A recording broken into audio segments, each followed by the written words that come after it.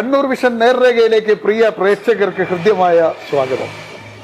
നേർരേഖ ക്രൂ ഇന്നുള്ളത് ഒരു കഫയിലാണ്, സുഭിക്ഷ കഫേ. തലശ്ശേരിയിൽ നിന്ന് കൂത്തുപറമ്പിലേക്ക് പോകുന്ന വഴിക്ക് എരഞ്ഞോളി പാലത്തിനടുത്ത് സ്റ്റേറ്റ് ഹൈവേയോട് ചേർന്ന് ഒരു ബോർഡ് കാണാം, സുഭിക്ഷ കഫേ. അപ്പോൾ പ്രേക്ഷകർ ആലോചിക്കുന്നുണ്ടാവും, എന്തിനാണ് നേർരേഖ ഹോട്ടൽ തേടി പോകുന്നത്? ഇതിന് ഒരു ഒരുമയുടെ കഥ പറയാനുണ്ട്. വിശപ്പ് രഹിത കേരളം എന്നൊരു മുദ്രാവാക്യം നാം ഇപ്പോൾ ഉയർത്താറുണ്ട്. നമുക്കറിയാം, ഏറ്റവും സുഭിക്ഷമായി മനുഷ്യർ ഭക്ഷണം കഴിച്ച് ജീവിക്കുന്ന ഒരു സംസ്ഥാനമായിട്ടാണ് കേരളം അറിയപ്പെടുന്നത്. പക്ഷേ ഇന്നും ദരിദ്രരായ പാവപ്പെട്ട മനുഷ്യർ നമ്മൾക്കിടയിലുണ്ട്. അവർക്കൊരു നേരം ഭക്ഷണം കഴിക്കണമെങ്കിൽ വലിയ തുക ചിലവാക്കണം.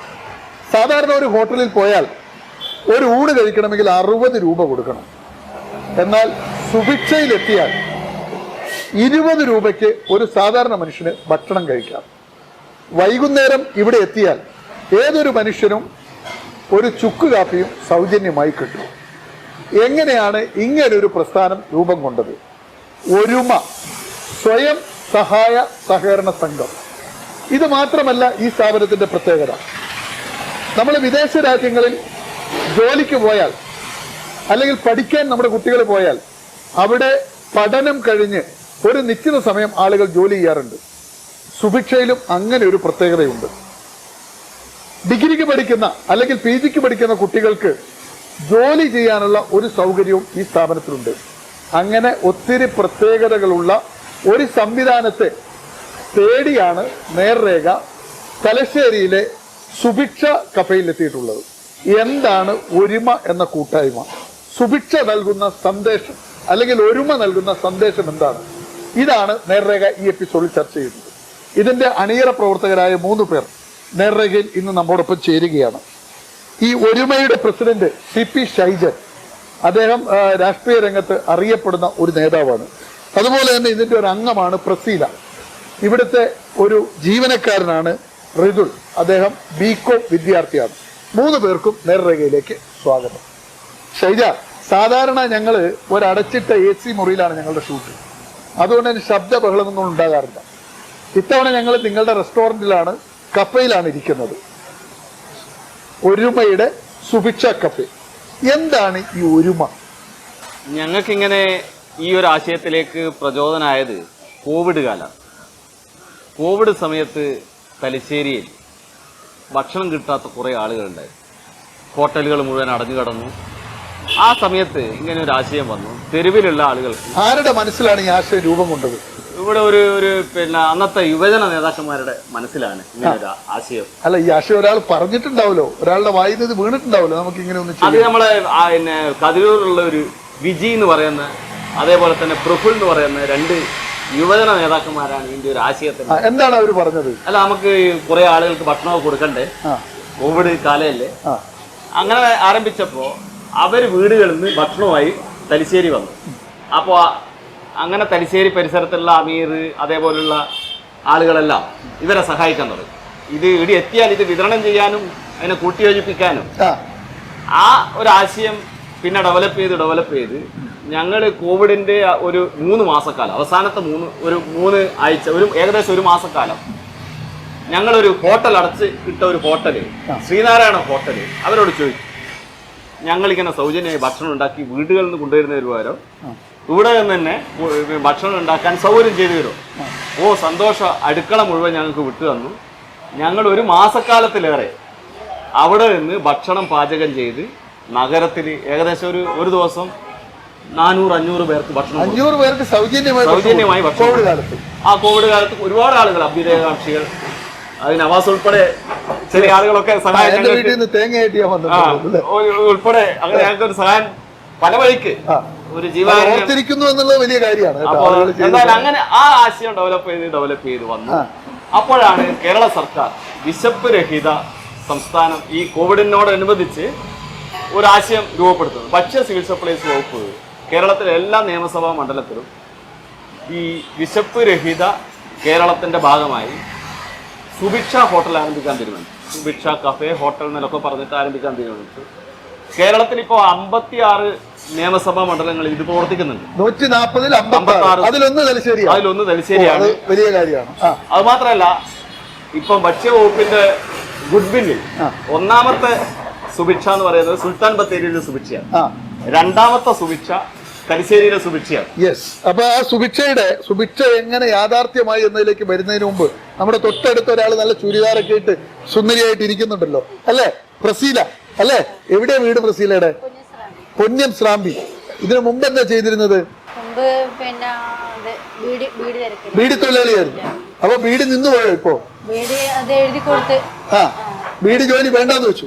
എങ്ങനെ ഇവിടെ വന്ന് വിട്ടു? കുണ്ടൂർ മലക്കൊരു കോളേജ് ഉണ്ട്. കുണ്ടൂർ മലയിൽ ഒരു കോളേജില് അന്നേരം കുറച്ച് ക്യാൻറ്റീൻ ഉണ്ടായിരുന്നു. അപ്പൊ അവിടെ കുറച്ച് സഹായിയായിട്ടുണ്ടായിരുന്നു. അങ്ങനെ പിന്നെ ഇവിടെ നല്ല ബഹളമുണ്ട്. പിന്നെ ഇവിടെ തുടങ്ങുന്ന സമയത്ത് ഇവർ പറഞ്ഞ് ഇങ്ങനെ ഇടയിട്ട് തുടങ്ങുന്ന നിങ്ങൾ എന്തായാലും വരണോ. അങ്ങനെ ഫസ്റ്റിലെ നമ്മൾ ഇവിടെ ഉണ്ടായിരുന്നു. പ്രസീലയുടെ വീട്ടിലാരൊക്കെ ഉണ്ട്? മകനും ഭാര്യയും. എത്ര വയസ്സ് മുതൽ ജോലി ചെയ്യുന്നുണ്ട്? ഈ ജോലിയാ? അല്ല, സാധാരണ ജോലിക്ക് ഇറങ്ങിയത് എത്ര വയസ്സ് മുതലാണ്? 18 വയസ്സിൽ. 18 വയസ്സിൽ ജോലിക്ക് തുടങ്ങി. അച്ഛനും അമ്മയൊക്കെ? അച്ഛനില്ല, അമ്മയുണ്ട്. അമ്മയുണ്ട്. നിങ്ങൾ എത്ര മക്കളാ? നമ്മൾ 4 മക്കള്. 4 മക്കളും. ഇവിടെ വന്നിട്ട് എങ്ങനെയുണ്ട്? 4 മക്കളും ഉണ്ടോ? ഇപ്പൊ അവരൊക്കെ എന്താ ചെയ്യുന്നത്? ഒരാള് ഡൽഹിയിലാണ്, കുക്കിംഗ് ആണ്. പിന്നെ അനിയത്തി വീടിപ്പണിയാണ്. പിന്നെ ഒരാള് ഭക്ഷണം പാകം ചെയ്യുന്ന ജോലി തന്നെയാണ്. ഡൽഹിയിൽ എവിടെയാ അറിയില്ല. ഒരാള് വീടിപ്പണി. ഒരാള് ഓട്ടോ ഡ്രൈവർ. പിന്നെ നിങ്ങൾ കല്യാണം കഴിഞ്ഞില്ലേ? കഴിഞ്ഞു. ഇവിടെ എങ്ങനെയുണ്ട്? നല്ല സുഖം തന്നെ, സുഖമായിട്ട് പോകുന്നു. എന്നിട്ട് നമുക്ക് ഋതുലാണല്ലേ? എവിടെയാ വീട്? ഋതുൽ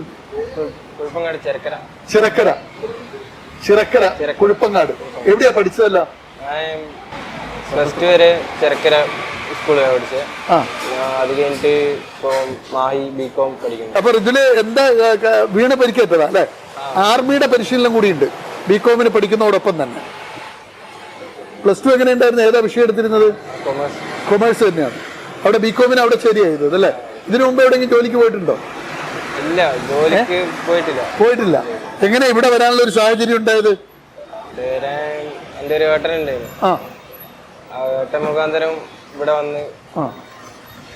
ഇപ്പൊ എത്ര മണി മുതൽ എത്ര മണി വരെയാ?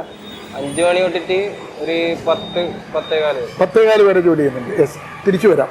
ഷൈജൻ, ഈ നമ്മുടെ ഈ ഒരുമ എന്ന പേര് ആരാണ് നിർദ്ദേശിക്കുന്നത്?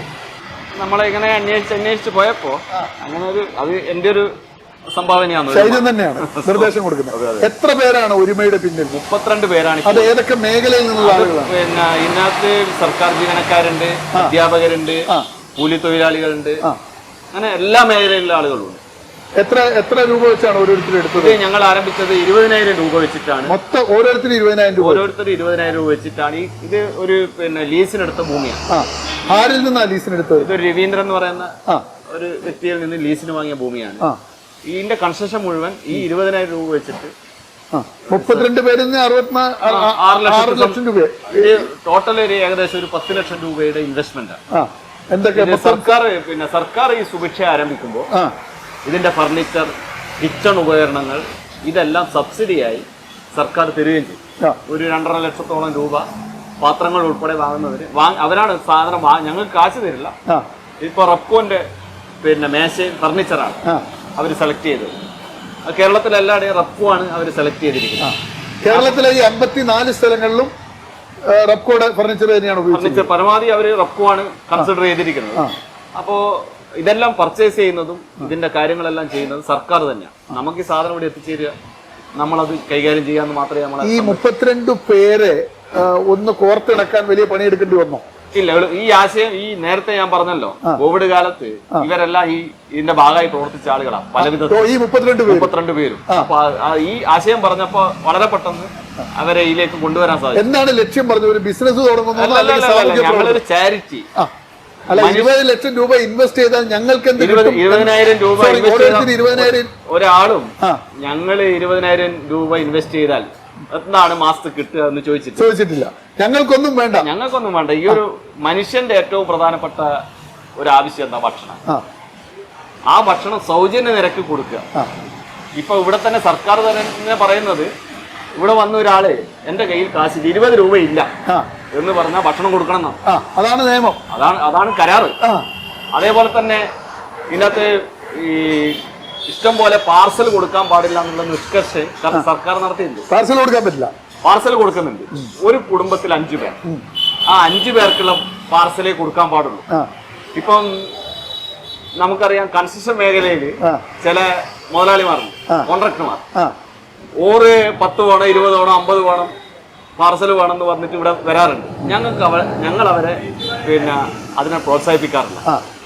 അങ്ങനെ വന്നാൽ ഒരുപാട് പിന്നെ യഥാർത്ഥത്തിൽ ഭക്ഷണം കിട്ടാൻ കഴിയാത്ത മനുഷ്യരെ സഹായിക്കണം ഇതിന്റെ ലക്ഷ്യം. മറ്റേത് ബിസിനസ്സാണ്, അവരെ ലാഭമാണ്. ഈ ചില ആളുകൾ ആദ്യഘട്ടത്തിൽ ഞങ്ങളെ പറ്റിച്ചിട്ട് തന്നെ കുറച്ച് ഭക്ഷണം വാങ്ങിക്കൊണ്ട് ചിരിക്കുന്നുണ്ട് ബ്രസീലെന്ന് പറയുമ്പോ. പുറത്ത് ഇത് 40 രൂപ 50 രൂപക്ക് വിൽപ്പന നടത്തിയിട്ടുണ്ട്. 20 രൂപയ്ക്ക് വാങ്ങിയിട്ട് 50 രൂപക്ക് വിൽപ്പന നടത്തി. ഇത് ഞങ്ങൾ മനസ്സിലാക്കിയതിന് ശേഷം സർക്കാരിന്റെ കർശനമായ നിർദ്ദേശമുണ്ട്. ഒരാൾക്ക് 5 ഊണേ കൊടുക്കാം. വീട്ടിൽ 5 അംഗങ്ങൾ അവർക്ക് ഊണ് കൊടുക്കാം, 20 രൂപ നിരക്കിൽ കൊടുക്കാൻ പാടുള്ളൂ. ഒരു മിനിറ്റ്, ബ്രസീൽ എന്താ അന്നേരം ചിരിച്ചത്? ആരാ പറ്റിച്ചത്? പെട്ടെന്ന് ഓർമ്മ വന്നു ബ്രസീലേക്ക്. അപ്പാടെ ഒരൊറ്റ ചിരിയാണ്. ആരാ പറ്റിച്ച ബ്രസീല? പുറത്തുനിന്ന് ഇങ്ങനെ പറഞ്ഞതാ ഇങ്ങനെ കൊടുക്കറ്, ഇങ്ങനെയുണ്ട്, പിന്നെ ഇടന്ന് ഇങ്ങനെ ചോറ് വാങ്ങിട്ട് മറിച്ചുകൊണ്ടേ വിൽക്കുന്നത്. ആരെങ്കിലും കണ്ട അങ്ങനെ വിൽക്കുന്നത്? കണ്ടതുകൊണ്ട് ഒരു ഗണേശൻ എന്ന് പറയുന്ന ആളാണ് എന്റെ അടുത്ത് പറഞ്ഞത്. സ്വകാര്യം എന്ന് പറഞ്ഞു ബ്രസീലെ ഇങ്ങനെ ആളെ പറ്റിക്കുന്നുണ്ട്, ശ്രദ്ധിക്കണമെന്ന് അല്ലേ? ബ്രസീല 20 രൂപയ്ക്ക് എന്തല്ല ബ്രസീല കൊടുക്കുന്ന വിളമ്പുമ്പോ? 2 തരം കറിയും വറവും അച്ചാറും. വറവും അച്ചാറും 2 തരം കറിയും ചോറും കൊടുക്കും 20 രൂപയ്ക്ക്. രണ്ടാമത് ചോറ് ചോദിച്ചാൽ കൊടുക്കും. ബിഷപ്പ് മാറുന്നവരെ കൊടുക്കും 20 രൂപയ്ക്ക്. 2 പ്രാവശ്യമല്ല 3 പ്രാവശ്യം വരെ ആൾക്കാർ വാങ്ങും, ഭക്ഷണം കഴിക്കും. ബ്രസീലെ ബീഡിത്തൊഴിൽ ചെയ്യുന്ന കാലത്തു നിന്നുള്ള ഭക്ഷണം രംഗത്തേക്ക് വരുന്നത്. ബീഡി തെറുപ്പൊന്നും ഒരു സ്ഥലത്തിരുന്നത് വളരെ ശാന്തമായി വാർത്തയെല്ലാം കേട്ട് ഇങ്ങനെ ചെയ്തിരുന്നതല്ലേ? ഇങ്ങോട്ട് വന്നപ്പോ എന്തായി സ്ഥിതി? ഭക്ഷണം വിളമ്പുന്നിടത്തേക്ക് വന്നപ്പോ ഭക്ഷണം വിളമ്പുന്നിടത്ത് നല്ലതല്ലേ ജനങ്ങൾക്ക്? പിന്നെ ഇന്ന് സൗജന്യമല്ല, 20 രൂപയ്ക്ക് ഊണ് കൊടുത്ത് അവരുടെ വയറ് നിറയുന്നത് നമുക്കൊരു സന്തോഷമല്ലേ പറയുന്നത്? ഭക്ഷണം കഴിച്ചിട്ട് നല്ല അഭിപ്രായം പറയും. ആരെങ്കിലും മോശം അഭിപ്രായം പറയാറുണ്ടോ? മോശം അഭിപ്രായമില്ല, ഓരോരുത്തര ഇതല്ലേ. എന്നാലും ഭൂരിഭാഗം ആളുകളും നന്മ തന്നെ പറയാറുണ്ട്, അവർക്കത് ഇഷ്ടപ്പെടുന്നുണ്ട്. അതാണ് അതിന്റെ രീതി. നമുക്ക് ഋതുലിന്റെ ഈ പഠനവും ആർമി പരിശീലനവും ഒരുമിച്ചാണെന്നാണ് പറയുന്നത്. അതെങ്ങനെയാണെന്നൊന്ന് ചോദിക്കാം. എങ്ങനെയാണ് ഋതുലെ ഈ പഠനവും ആർമി പരിശീലനവും ഒരുമിച്ച് കൊണ്ടുപോകുന്നത്? തിങ്കൾ മുതൽ വെള്ളി വരെ ബികോം കോളേജിൽ പോകും. തിങ്കൾ മുതൽ വെള്ളി വരെ ബികോമിന് പഠിക്കാൻ പോകും. ശനി ഞായറും ഇരിട്ടി ആർമിന്റെ പ്രീ റിക്രൂട്ട്മെന്റ് പോകും. ഇരിട്ടിയിലെ കുട്ടിച്ചന്റെ അടിക്കാണോ? ഗവൺമെന്റ് ആശുപത്രിന്റെ അടുത്താണ്. അവിടെയാണ് ട്രെയിനിങ്. നിങ്ങൾ എത്ര പേരുണ്ട്? നമ്മള് കൊറേ. എങ്ങനെ ഇരിട്ടി പോയി പെട്ടു? അനക്ക് ബന്ധമുള്ള കുറെ ആൾക്കാർ അത് ആർമിയിലേക്ക് കയറി. ആ ഒരു അക്കാദമിയിലൂട്ടാ കുറെ ആള് കയറി. എനിക്ക് അറിയുന്ന തന്നെ എന്റെ ഏട്ടനും കുറെ ആള് കയറി. അതുവഴി ഇരിട്ടിയിലേക്ക് പോയതാണ്. അതെ. ഇപ്പൊ എത്ര നാളായി ആർമി പരിശീലനം തുടങ്ങിയിട്ട്? ഒരു 2 മാസമായി. 2 മാസമായി. ഈ ഇവിടെ എങ്ങനെ ഏതൊക്കെ സമയത്ത് ഏതൊക്കെ ദിവസങ്ങളിലാണ് ഡ്യൂട്ടിക്ക് എത്തുന്നത്? ഇവിടെ 5 മണിക്ക് വൈകുന്നേരം 5 അപ്പൊ കോളേജ് വിട്ട് വീട്ടിലെത്തി ഫ്രഷ് ആയിട്ട് വരുവാണെങ്കിൽ കോളേജ് നേരെ ഇങ്ങോട്ട് വരിക? ഫ്രഷ് ആയിട്ട് ഇങ്ങോട്ട് പോകും. കോളേജിൽ നിന്ന് പഠനം കഴിഞ്ഞ് വീട്ടിൽ പോയി തിരിച്ചിങ്ങോട്ട് വരും. അങ്ങനെ ഇവിടെ വൈകുന്നേരം 5 മണി മുതൽ 10 മണി വരെ, തിങ്കൾ ടു ഫ്രൈഡേ അല്ലേ? തിങ്കൾ മുതൽ വെള്ളി വരെ 5 ദിവസം ഇവിടെ ജോലിക്ക് ഉണ്ടാവും. ശനി ഉണ്ടാവും. ഞായറാഴ്ച മാത്രമാണ് ആർമി അല്ല, ശനി ഞായറും പോകും ആർമി. അത് ഏതൊക്കെ സമയത്ത് ആർമിയുടെ പരിശീലനം? ആർമിന്റെ പരിശീലനം 3 മണി വരെയാണ്. രാവിലെ ഫിസിക്കൽ ട്രെയിനിങ്. എത്ര മണിക്ക് തുടങ്ങും? 7:30 കൊടുക്കും. അപ്പൊ എത്ര മണിക്ക് ഇവിടുന്ന് പോകും? 6 മണിയുടെ ബസ്സിന് പോകും. 6 മണിയുടെ ബസ്സിന് പോകും. രാവിലെ എത്ര മണിക്ക് എഴുന്നേക്കും? അപ്പോ 5 മണിക്ക്. 5 മണിക്ക് എഴുന്നേക്കും. 5 മണിക്ക് എഴുന്നേറ്റ് 6 മണിയുടെ ബസ്സിന് പോയി 7:30 മണിക്ക് ഇരിട്ടിയിൽ പരിശീലനത്തിന് ചേരും. വൈകുന്നേരം 3 മണി വരെ പരിശീലനം. എന്തൊക്കെയാ അവിടെ നൽകുന്ന പരിശീലനങ്ങൾ? അവിടെ ഫിസിക്കൽ ട്രെയിനിങ് ഒരു 10 മണി വരെ ഉണ്ടാവും. 10-9:30 മണി വരെ. അത് കഴിഞ്ഞിട്ട് 10:30 തൊട്ടിട്ട് ക്ലാസ് ആണ് 3 മണി വരെ. എന്തൊക്കെയാ അവര് പഠിപ്പിക്കുന്നത്? ഒരു GK, English, physics, maths, chemistry, ഇതൊക്കെ ജനറൽ നോളജ് എല്ലാം കൂടിയിട്ട് പഠിപ്പിക്കും. ഒരു ആർമിക്കാരന് വേണ്ട ജനറൽ നോളജ് എല്ലാം അവിടുന്ന് പഠിപ്പിക്കും. ഫിസിക്കൽ ട്രെയിനിങ്ങിന് പുറമെ ആരാണ് അവിടെ നേതൃത്വം നൽകുന്നത്? ദിനേശ് സാർ. ദിനേശ് സാർ. ഇത് എവിടുത്തുകാരനാണ് അദ്ദേഹം? ഒരാൾ ആ നാട്ടിൽ തന്നെ. നിങ്ങൾ എത്ര പേരുണ്ട് ആ ഗ്രൂപ്പില്? ആ ഗ്രൂപ്പിൽ ഒരു 10-50 ആളുണ്ട് ഇപ്പൊ നിലവിൽ. 50 യുവാക്കളുടെ. എവിടെ നിന്നൊക്കെ വരുന്നവരാ?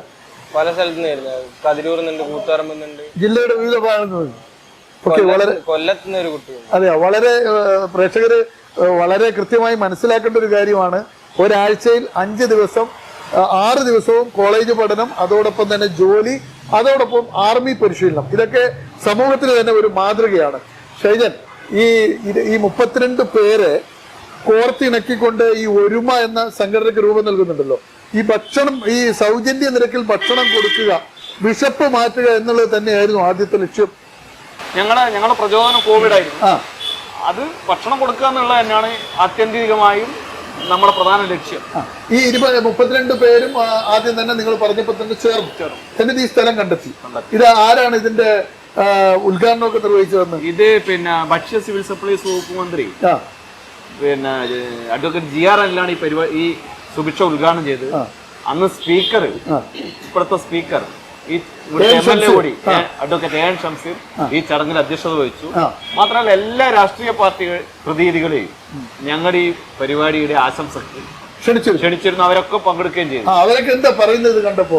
അവർക്ക് ഇങ്ങനെ ഒരു ആശയം, ഇങ്ങനെ ഒരു കാര്യം സക്സസ് ആവുമോ, എങ്ങനെയാണ് 20 രൂപ കൂണ് കൊടുക്കുക എന്നുള്ള ആശങ്ക പലരും അന്ന് പ്രകടിപ്പിച്ചിരുന്നു. പക്ഷേ ഞങ്ങളിപ്പം ഏപ്രിൽ 29 ആരംഭിച്ചാണ്. 2023 ഏപ്രിൽ 29 ആരംഭിച്ചു. 1 വർഷം കഴിഞ്ഞു. 1 വർഷം ഇപ്പം 2-3 മാസം കഴിഞ്ഞു. ഒരു വർഷവും 3 മാസവും കഴിഞ്ഞു. ഒരു ദിവസം പോലും മുടങ്ങിയിട്ടില്ല. ഒരു ദിവസം പോലും മുടങ്ങിയിട്ടില്ല. മാത്രമല്ല ഇവിടെ ഏത് പ്രതിസന്ധി ഘട്ടത്തിലും നമ്മൾ ഭക്ഷണം കൊടുക്കും. ഇത് പിന്നെ വലിയ ലാഭകരമായിട്ടല്ല. ചില ആളുകൾ ഞങ്ങളെ ഈ പ്രവർത്തനം കണ്ടിട്ട് മൈസൂര്, ബാംഗ്ലൂരൊക്കെ ബസ്സിന് പിന്നെ പോകുന്ന ആളുകളുണ്ട്. അവർ തിരിച്ചു വരുമ്പോൾ എന്തെങ്കിലും ആവശ്യത്തിന് പോയതായിരിക്കും. ചിലപ്പോൾ ഒരു വെട്ടി തക്കാളി, അല്ലെങ്കിൽ ഒരു ചാക്ക് ഉള്ളി, ഇതൊക്കെ സൗജന്യമായിട്ട് ഇവിടെ തരുന്ന ഒരു ആളുകൾ ഇതങ്ങനെ 20 രൂപയ്ക്ക് കൊടുക്കുന്നുണ്ടല്ലോ.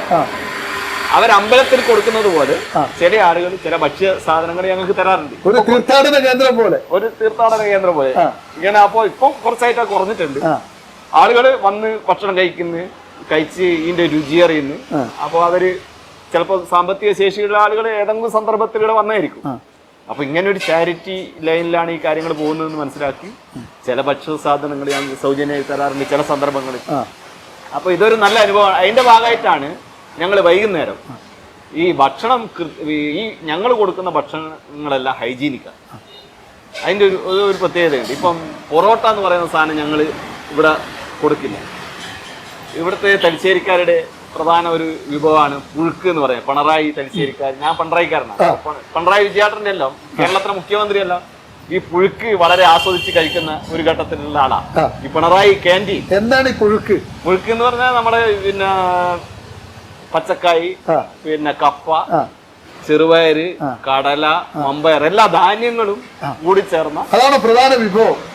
ഒരു ആളുകളെ സാധാരണക്കാരെ ആകർഷിക്കുന്ന ഏറ്റവും നല്ല വിഭവം. ചോറിന്റെ കൂടെ കൊടുക്കുന്നുണ്ടോ? അല്ലല്ല, ചോറിന്റെ കൂടെ വൈകുന്നേരം. പിന്നെ ഇവിടെ ഞങ്ങൾക്കൊരു ഈ വൈകുന്നേരത്തെ ഈ കാര്യം ചെയ്യണമെന്ന് ആലോചിച്ചപ്പോഴാണ് മധ്യപ്രദേശിൽ കഴിഞ്ഞ 25 വർഷമായി കോഫി ഹൗസിൽ ജോലി ചെയ്ത ഒരു ചെറുപ്പക്കാരൻ. ജോലിയില്ല, നാട്ടിൽ വരണം.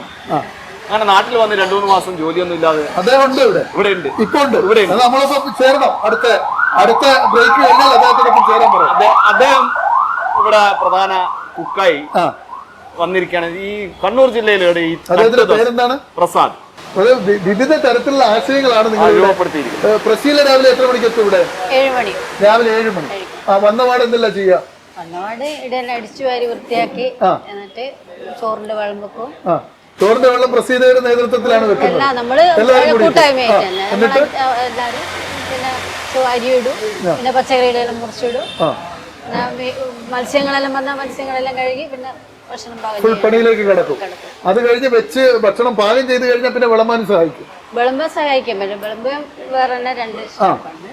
എത്ര മണി വരെ വൈകുന്നേരം ഉണ്ടാവില്ലേ? മാക്സിമം 3:30 വരെ ഭക്ഷണം കൊടുക്കും. 4 മണി വരെ ഉണ്ടാവും ഭക്ഷണം. 4 മണി വരെ പിന്നെ ചോറ് കൊടുക്കലുണ്ട്. 4 മണിക്കെല്ലാം ചോറ് തിന്നാൻ പറ്റും. അവർക്കെല്ലാം ഭക്ഷണം കൊടുത്ത് പ്രസീല പോകുമ്പോൾ എത്ര മണിയാവും? ഇപ്പൊ 5 മണി 6 മണി ഏകദേശം ആവും പോകും. 6 മണിയാവും. ഈ ദിനേശ് ബീഡിയിൽ ജോലി ചെയ്തതിനേക്കാൾ കൂടുതൽ വരുമാനം ഇവിടുന്ന് കിട്ടുന്നുണ്ടോ? അന്നത്തെ കാലം ദിനേശിന് വരുമാനം കുറവാണ്. ഇപ്പോഴ് നല്ല വരുമാനമുണ്ട്.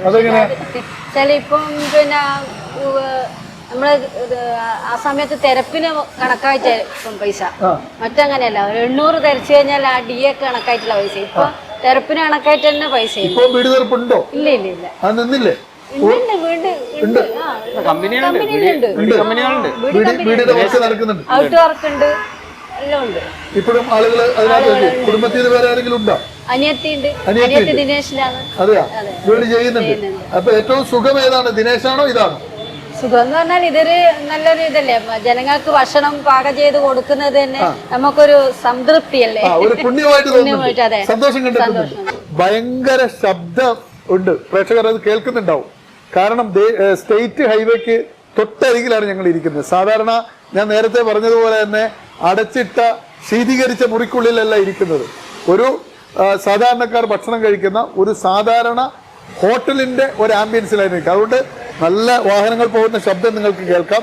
എന്തായാലും നേർരേഖയിൽ ഈ സുഭിക്ഷ കഫേയുടെ ഇതിനകത്തെ ഭക്ഷണം പാകം ചെയ്യുന്ന പ്രസാദ് കൂടി നമ്മോട് ചേരുകയാണ്.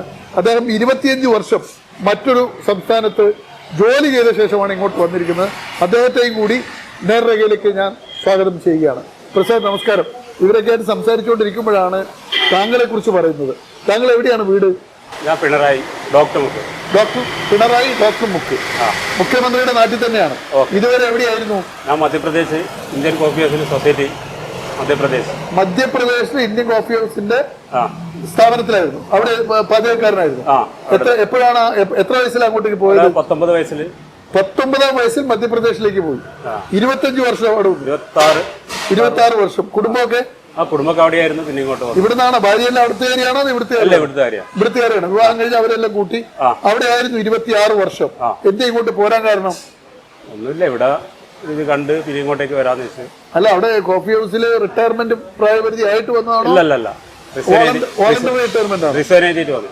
വോളണ്ടറി റിട്ടയർമെന്റ് റിസൈൻ ചെയ്തിട്ട് വന്നു. അതെ, അങ്ങനെ അവിടെ നിന്നില്ല. പിന്നെ ഇല്ല. മധ്യപ്രദേശ് എങ്ങനെയുണ്ട്? നല്ല.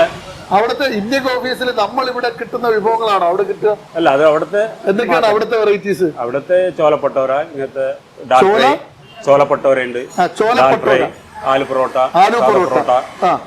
പിന്നെ വെജിറ്റബിൾ പുലാവ്, പിന്നെ മഞ്ചൂരിയൻ, അതെല്ലാം അവിടുത്തെ വിഭവം. അവിടുത്തെ അതെങ്ങനെ അവിടെ പോയിട്ട് പഠിച്ചതാണോ? അതൊക്കെ അവിടെ പോയി. എങ്ങനെ അവിടത്തേക്ക് സെലക്ട് ചെയ്യപ്പെട്ടത്?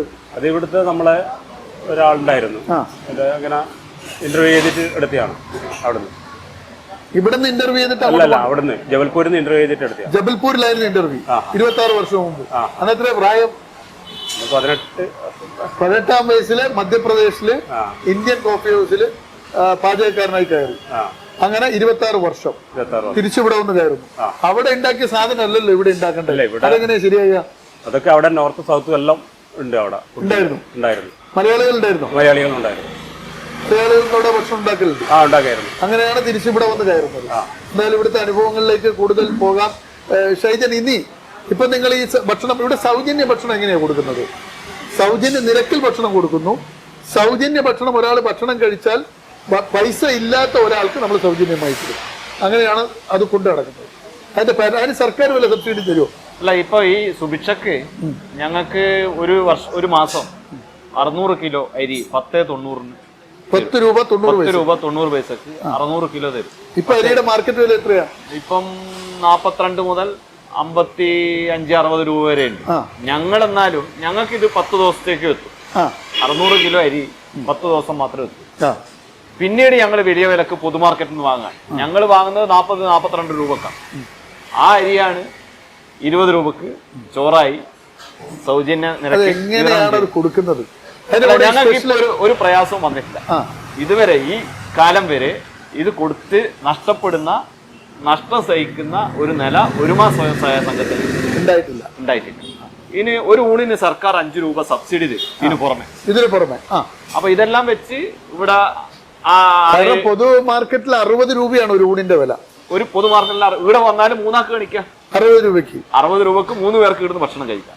ഈ പൊതു മാർക്കറ്റിൽ അതേ വിഭവങ്ങൾ നമ്മളിവിടെ കൊടുക്കുന്നു. ഇവിടെ മത്സ്യക്കറിയും ഒരു പച്ചക്കറിയും, ഇവിടെ നേരത്തെ പറഞ്ഞല്ലോ വറവും. ഇതാണ് സാധാരണ എല്ലാ ഹോട്ടലിലും കൊടുക്കുന്ന 60 രൂപക്ക് കൊടുക്കുന്നത്. ശരാശരി എത്ര പേര് കഴിക്കാൻ വരുന്നുണ്ട്? ശരാശരി 600-ന് മുകളിൽ ആളുകൾ വരും. 600 പേര്. എത്ര മണി മുതൽ എത്ര മണി വരെ? ഞങ്ങള് ഒരു 11 മണിക്ക് പാർസൽ ആരംഭിക്കും. പാർസല് ഇവർ പാക്ക് ചെയ്യാൻ തുടങ്ങും. ഒരു 12 മണിക്ക് ഭക്ഷണം വിതരണം ചെയ്യാൻ ആരംഭിച്ചു. ഈ പാർസലിൽ വരുന്ന ആളുകളെ നിങ്ങൾ എങ്ങനെ ഐഡന്റിഫൈ? 5 പേര് അല്ല, 5 പേര് എന്ന് പറഞ്ഞാൽ ഒരാൾ 5 ഊണ് വേണമെന്ന് പറഞ്ഞാൽ അത് വിശ്വാസത്തിലെടുക്കുക. അപ്പൊ നമുക്ക് സ്ക്രീൻ ചെയ്യാനൊന്നും പറ്റില്ല, അത് വിശ്വാസത്തിലെടുക്കുക. പാർസൽ അടക്കമാണ് 600 ഊണ് പറയുന്നത്. പാർസൽ അടക്കം 600 ഊണ് എല്ലാ ദിവസവും പോകുന്നുണ്ട്. 600-ന് മേലെ. ചിലപ്പോ നല്ല സ്കൂൾ സമയത്ത് 600-ന് മേലെയൊക്കെ പോകും. കുറെ ഓട്ടോറിക്ഷ ഡ്രൈവർമാർ സാധാരണക്കാരാണ് ഇവിടെ ഊണ് കഴിക്കാൻ വരുന്നത്. അന്നന്ന് അധ്വാനിച്ച് ജീവിക്കുന്ന മനുഷ്യർ ആണ് ഇവിടെ യഥാർത്ഥത്തിൽ വലിയ സാമ്പത്തിക ശേഷിയുള്ള ആളുകൾ ഊണ് കഴിക്കാൻ വരുന്നില്ല. അത് കുറവ് കൊണ്ടല്ല, പക്ഷെ പരമാവധി ആളുകൾ ഓട്ടോറിക്ഷ ഡ്രൈവർമാർ, വർക്ക്ഷോപ്പ് തൊഴിലാളികൾ, നിർമ്മാണ തൊഴിലാളികൾ, അതേപോലെ തന്നെ ഈ നമ്മുടെ ഈ മാളുകളിൽ ജോലി ചെയ്യുന്ന 150 രൂപ 200 രൂപക്ക് മാളുകളിൽ ജോലി ചെയ്യുന്ന കുറെ ആളുകളുണ്ട്. അവരൊക്കെയാണ് വന്നിട്ട് ഇവിടെ ഭക്ഷണം കഴിച്ചു പോകുന്നത്. അവരൊക്കെ ഒരു ഫീഡ്ബാക്ക് എന്താ? അവരൊക്കെ നിങ്ങളോട് പറയുന്ന ഒരു അനുഭവം എന്താ? എല്ലാവരും ഇങ്ങക്ക് എങ്ങനെയാ കൊടുക്കാൻ പറ്റുന്നതാണ് എല്ലാവരും ചോദിക്കുന്നത്. 20 രൂപക്ക് എങ്ങനെയാണ്? ഇവിടുത്തെ ഹോട്ടലുകാരും ഞങ്ങളോട് ചോദിക്കുന്നത് നിങ്ങൾ എങ്ങനെയാണ് മുതലാക്കുന്നത്? പച്ചക്കറിയുടെയും ഭക്ഷ്യ സാധനങ്ങളുടെയും വിലക്കയറ്റം ഉണ്ട്. പക്ഷേ ഇതൊരു സർക്കാർ സംരംഭമാണ്, അതിനെ പരിപോഷിപ്പിക്കേണ്ടതുണ്ട്. ഒപ്പം തന്നെ ഈ കൂട്ടായ്മയിലെ ചാരിറ്റി മനസ്സാണ് നമ്മൾ ഈ നഷ്ടാണെന്ന് പോലും ആ ചാരിറ്റി മനസ്സാണ് നമ്മൾക്ക് പ്രചോദനം. ആ പ്രചോദനത്തിന്റെ ഭാഗമായി നമുക്കിപ്പം ഭക്ഷണം കൊടുക്കാൻ പറ്റുന്നുണ്ട്. ഈ ഉച്ചഭക്ഷണത്തിലെ ചെറിയ നഷ്ടം നികത്താൻ വേണ്ടിയാണ് സുഭിക്ഷ കഫേ വൈകുന്നേരത്തെ. ഈ സുഭിക്ഷ കഫേയിൽ എന്തെല്ലാം പരിപാടി? ഈ ഭക്ഷ്യസാധനങ്ങളെല്ലാം സൗജന്യ നിരക്കിലാണ്. അതായത് ദോശക്ക് 3 ദോശക്ക് ചട്നിയും സാമ്പാറും 25 രൂപയാണ്. ഒരു പുഴുക്ക് എന്ന് പറയുന്ന സാധനത്തിന് 20 രൂപയാണ്. പുട്ടിന് 10 രൂപയാണ്. ബീഫിന് 100-120 രൂപയാണ് പുറത്ത്. ഞങ്ങൾ 80 രൂപക്കാ കൊടുക്കും. പിന്നെ ഈ ചുക്ക് കാപ്പി ഫ്രീ ആണോ? ഈ ഇവിടെ വരുന്ന എല്ലാ ആളുകൾക്കും ഈ വൈകുന്നേരത്തെ ഭക്ഷണം കഴിക്കാൻ വരുന്ന മുഴുവൻ ആളുകൾക്കും 1/2 ഗ്ലാസ് ചുക്ക് കാപ്പി സൗജന്യം കൊടുക്കും. അത് ഒരു എന്താ പറയണ്ടേ, നമ്മുടെ സമൂഹത്തിനകത്ത് ഒരു ചായ കുടിക്കണമെങ്കിൽ 12 രൂപയാണ് ചായന്റെ റേറ്റ്. ഇത് ചുക്ക് കാപ്പി എന്ന് പറഞ്ഞാൽ ഒരു ആരോഗ്യമുള്ള ഭക്ഷ്യവസ്തുവാണ്. ചായക്ക് കുറെ ഡീമെറിറ്റുകൾ, ചുക്ക് കാപ്പിക്ക് അതല്ല. നമ്മൾക്ക് ഒരു ആന്റിബയോട്ടിക് കൂടിയാണ് ചുക്ക് കാപ്പി എന്ന് പറയുന്നത്. മനുഷ്യൻ ശരീരത്തിലെ ഒരു ആന്റിബയോട്ടിക് കൂടിയാണ്. അപ്പൊ സ്വാഭാവികമായി ഞങ്ങള് ഭക്ഷണം കൊടുത്തു. ഞങ്ങൾ അടുത്ത ഡ്രീം ഒരു ആരോഗ്യമുള്ള മനുഷ്യനെ സൃഷ്ടിക്കുക എന്നതാണ്. ആരോഗ്യമുള്ള മനുഷ്യനെ സൃഷ്ടിക്കുമ്പോൾ സ്വാഭാവികമായി ഭക്ഷണം കൊടുത്തു കഴിഞ്ഞു. ഇപ്പൊ ഭക്ഷണം കൊടുത്തു, ആരോഗ്യ സംരക്ഷണമാണ് ഉദ്ദേശിച്ചത്. ആരോഗ്യ സംരക്ഷണം. അതിനകത്തേക്ക് വരാം. അതിനുമുമ്പ് റിതിലിനോട് ഒരു കാര്യം ചോദിക്കാലോ. റിതിലിപ്പോ ബികോം ഏത് ഇയറിലാണ് പഠിക്കുന്നത്? സെക്കൻഡ് സെമ്മിലേക്ക് കയറും. കൂടെ എത്ര പേര് ജോലി ചെയ്യുന്നുണ്ട് പഠിക്കുന്ന കുട്ടികള്? എന്താ അദ്ദേഹത്തിന്റെ പേര്? പ്രണവ് എവിടെയാ പഠിക്കുന്നത്? നിർമ്മലേരി കോളേജ്. അവന് ഡിഗ്രിക്ക് തന്നെയാണ്.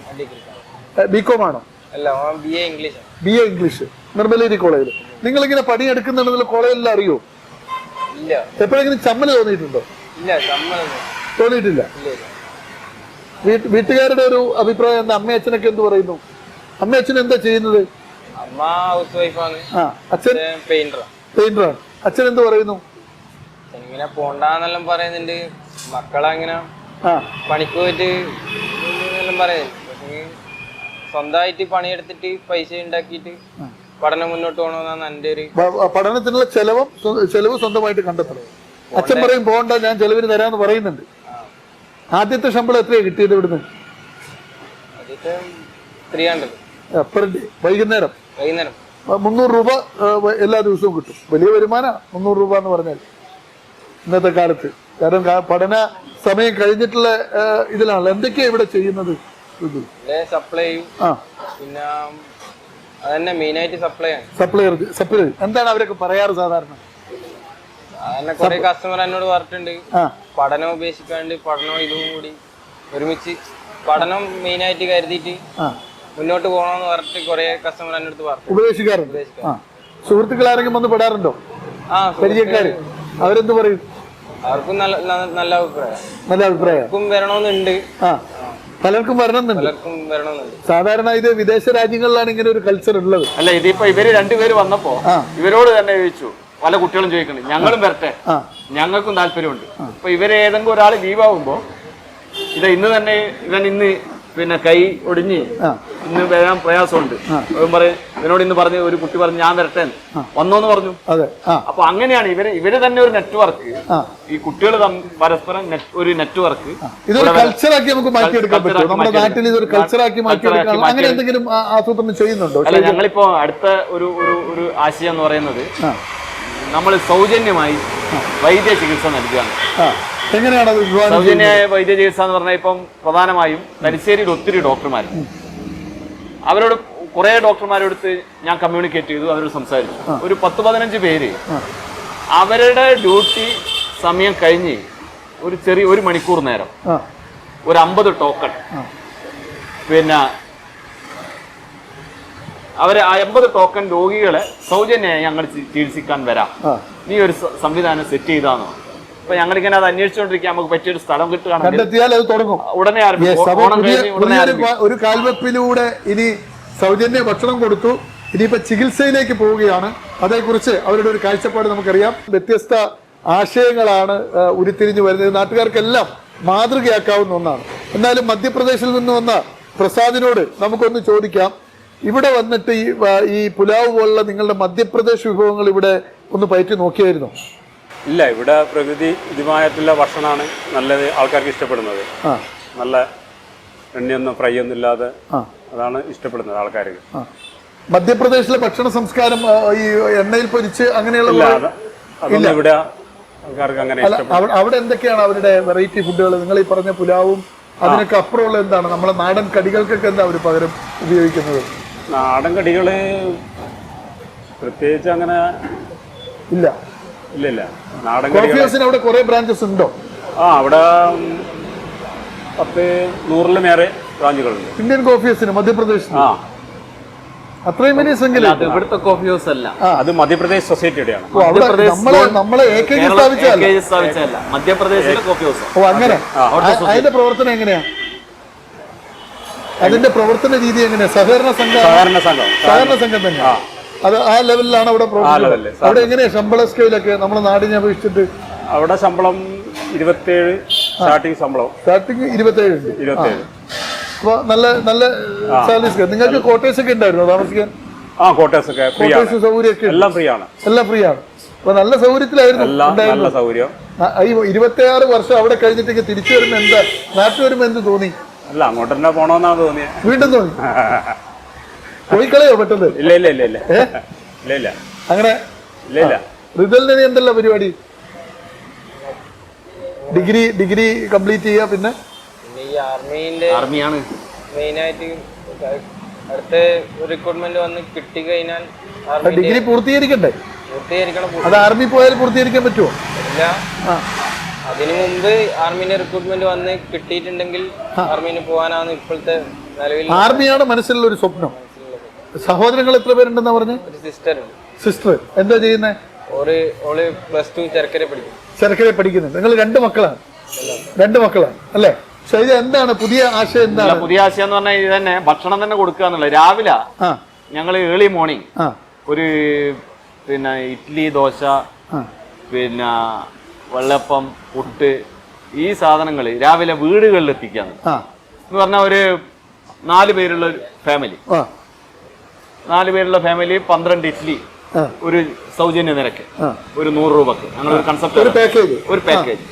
ഇത് സൊസൈറ്റി പാല് കൊടുക്കുന്നത് പോലെ ഒരു വണ്ടിയിൽ വീട്ടിന്റെ മുന്നിൽ കൊണ്ടുപോകും, പാത്രമായി ആള് വരിക, ഭക്ഷണം കൊടുക്കും. അല്ല ഷൈജ, അപ്പൊ വീട്ടമ്മമാരൊക്കെ മടിച്ചുകളാക്കും നിങ്ങൾ? അല്ല, വീട്ടമ്മമാർക്ക് നല്ല ഭക്ഷണം കൊടുക്കും. വീട്ടമ്മമാരെ മടിച്ചുകളാക്കല്ല, വീട്ടമ്മമാര് പാക്കഡാണ്.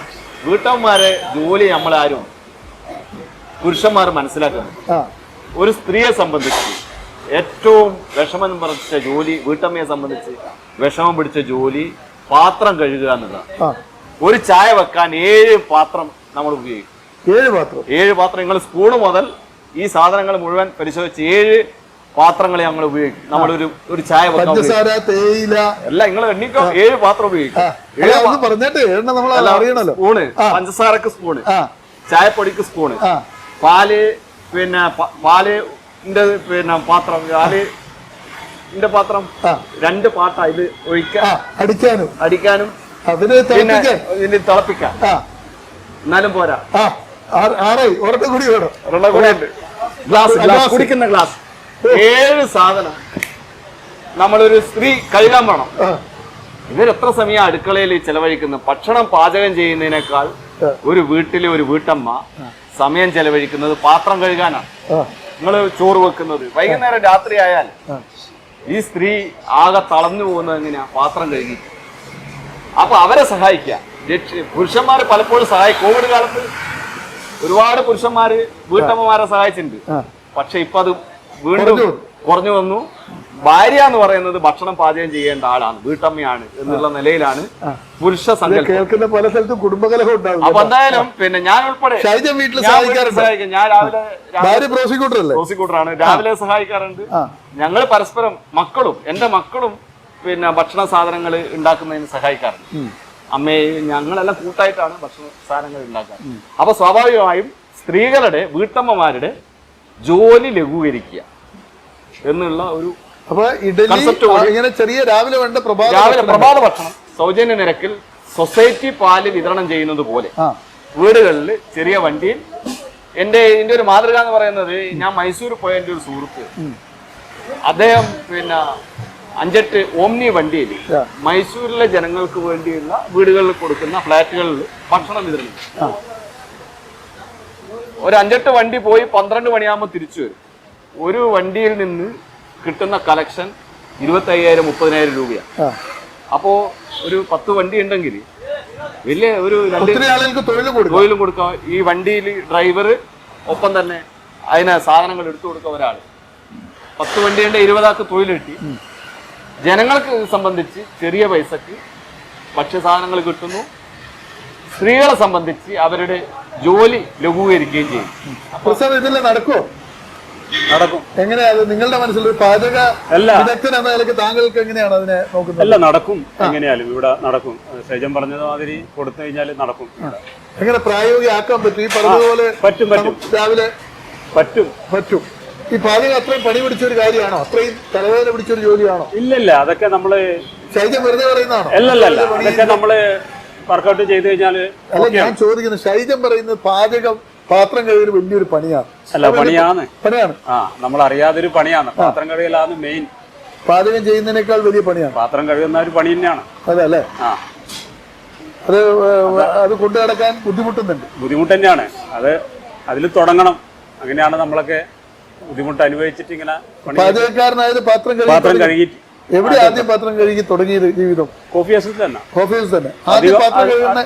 പാത്രം കഴുകി ഓരോ ഇതായി പാത്രം കഴുകി കഴിഞ്ഞിട്ട് പിന്നെ എന്തിലേക്കാ മാറിയത്? പിന്നെ നമ്മൾ കുക്കിങ്ങിന്റെ എല്ലാം അങ്ങോട്ട് മാറും. നമ്മള് അങ്ങനെ സ്റ്റെപ്പ് ബൈ സ്റ്റെപ്പ് ആയിട്ട് അങ്ങനെ സ്റ്റെപ്പായിട്ട് നമുക്ക് ഓരോ ഇത് സീനിയോറിറ്റി കിട്ടും. എന്നിട്ട് അതനുസരിച്ചിട്ട് പണി പഠിക്കണം. അതാണ് മെയിൻ എല്ലാ പണിയും. ഋതുൽ ഇപ്പൊ ഇത്രയും ദിവസം ഇവിടെ ജോലി ചെയ്തല്ലോ. ഋതുലിന്റെ മനസ്സിൽ ഒരു ഉണ്ടായ ഒരു അനുഭവം എങ്ങനെയാണ്? ഇത്തരം പ്രവൃത്തികളോടുള്ള ഒരു തോന്നല്, മനസ്സിലുണ്ടാകുന്ന ഒരു ചിന്ത എന്താണ്? ഇവിടെ കുറഞ്ഞ നിരക്കില് നല്ല ക്വാളിറ്റി ഫുഡ് കൊടുക്കുന്ന ഒരു നല്ല കാര്യമായിട്ട് എനിക്ക് തോന്നുന്നുണ്ട്. വേറെ പ്രത്യേകിച്ചിട്ട് ജീവിതത്തിൽ മാതൃകയാക്കാൻ പറ്റിയ പല കോലത്തിലുള്ള മനുഷ്യന്മാർ വരുന്നുണ്ടല്ലോ. അപ്പൊ നിങ്ങള് കോളേജിൽ പോയാൽ നിങ്ങളുടെ പ്രായക്കാരായ കുട്ടികളെ നിങ്ങൾ കാണുക, പിന്നെ അധ്യാപകരാണ്, വീട്ടിലെ മാതാപിതാക്കൾ. എന്നാൽ നിങ്ങൾ ഈ അടുത്ത് ഇടപഴകുന്ന ലോകത്തെ പലതരത്തിലുള്ള മനുഷ്യരാണ് കാണുന്നത്. അവരെയൊക്കെ കാണുമ്പോൾ ഉണ്ടാകുന്ന ഒരു എക്സ്പീരിയൻസ് എന്താണ്? കാരണം എല്ലാ മേഖലയിലുള്ള ആളുകളും വരുന്നുണ്ടല്ലോ ഇവിടെ. എല്ലാ കസ്റ്റമേഴ്സും നല്ല രീതിക്കുള്ള പെരുമാറ്റമാണ് ചെയ്യുന്നത്. ആരെങ്കിലും മോശമായിട്ട് പെരുമാറാറുണ്ടോ? ആരും മോശമായിട്ടൊന്നും പെരുമാറില്ല. ആ ഒരു അനുഭവം ഉണ്ടായിട്ടില്ല. ഈ രാഷ്ട്രീയ പ്രവർത്തകര് ഇപ്പൊ കേരളത്തിലെ 140 മണ്ഡലങ്ങളുണ്ട്. പക്ഷെ 54 മണ്ഡലങ്ങളിലെ ഇത്തരം പരിപാടികൾ സുഭിക്ഷ തുടങ്ങിയിട്ടുള്ളൂ എന്നാ പറയുന്നത്. എന്തുകൊണ്ടായിരിക്കും ഷൈജ ബാക്കി ഉള്ളവർ ഇതേക്കുറിച്ച് ആലോചിക്കാത്തത്? അല്ല, അതില് സർക്കാരിന്റെ അടുത്ത് ചെറിയ സാമ്പത്തിക പ്രയാസം അനുഭവിച്ചുകൊണ്ടാണ് ബാക്കി എല്ലാ മണ്ഡലത്തിലും തുടങ്ങുന്നതിൽ ഒരു താമസം വന്നിട്ടുണ്ട്. ഈ 55 പേരുടെ ഒരു കൂട്ടായ്മ ഉണ്ടോ? ഇല്ല, കൂട്ടായ്മയൊന്നുമില്ല. ഇത് പല കുടുംബശ്രീയാണ്. കണ്ണൂർ ജില്ലയിൽ തന്നെ 3 എണ്ണമാണ്. ഒന്ന് പെരിങ്ങത്തൂരാണ്, അതൊരു കുടുംബശ്രീയാണ്. തളിപ്പറമ്പ് കല്യാശ്ശേരി മണ്ഡലത്തില് ഉച്ചത്തൊഴിലാളി സഹകരണ സംഘമാണ് ഇത് നടത്തുന്നത്. ഇവിടെ ഞങ്ങളൊരു സ്വയം സഹായ സംഘമാണ്. അങ്ങനെ ഓരോ പ്രദേശത്തും പല സംഘങ്ങളാണ്, വ്യക്തിയല്ല. ഇതിൽ വ്യക്തിക്കൊരു പിന്നെ നോട്ടമില്ല. പിന്നെ ഞങ്ങൾ ഇതിനകത്ത് പ്രത്യേകിച്ച് ഇതിൽ നിന്ന് എപ്പോഴെങ്കിലും ലാഭം കിട്ടുമോ? ലാഭത്തിന് വേണ്ടിയല്ലല്ലോ. ഇത് 20 രൂപ കൊടുത്തിട്ട് ലാഭം കിട്ടുമെന്നുള്ള പൊരിച്ച മീനിലും കൊടുക്കുന്നുണ്ട്, അതില്ല. അല്ല, പൊരിച്ച മീനൊക്കെ കൊടുക്കുന്നുണ്ട്. ഇതിന്റെ ചെലവും വരവും നോ ലോസ് നോ പ്രോഫിറ്റ് എന്നുള്ളതാണ് ഇതിന്റെ കൺസെപ്റ്റ് തന്നെ. ഭക്ഷണം കിട്ടാത്ത ആളുകൾക്ക് ഭക്ഷണം കൊടുക്കുക. ഇതിന്റെ നടത്തിപ്പ് കാര്യങ്ങളെല്ലാം വളരെ സ്മൂത്തായി വേണമെന്നാണ്.